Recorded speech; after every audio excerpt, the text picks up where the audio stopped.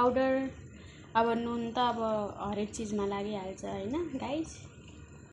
यहाँनेरि मेरो चाहिँ के भन्छ टमाटर चाहिँ ग्रेभी भइसक्यो। अब यसलाई चाहिँ मैले यहाँ हेर्नु गाइस हल्का एक्सिडेन्ट भएको अवस्था छ हैन, पोखिरहेको यति पोखिएर यति बचिरहेको छ। यो चाहिँ फेरि मैले भुइँबाट टिपेको भन्नु होला नि, यो चाहिँ थालमै रहेको हो। यसलाई चाहिँ मैले अब यो एड गर्नेछु। यसलाई चाहिँ मैले अब धेरै पकाउँदिनँ गाइस हैन, त्यसलाई मोलेको मात्रै हो।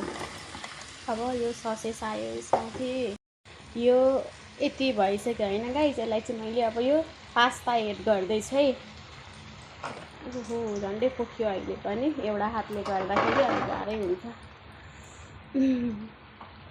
यसलाई चाहिँ मैले अब मिक्स गरिसकेँ हैन। अब एकछिन ड्राई हुन दिन्छु, किनभने यो जति धेरै यो भयो त्यति धेरै राम्रो हुन्छ क्या। भर्खर घोलिसकेँ मैले पास्ता गाइस। फाइनली रेडी भयो है मेरो, फाइनली अब खाने हो।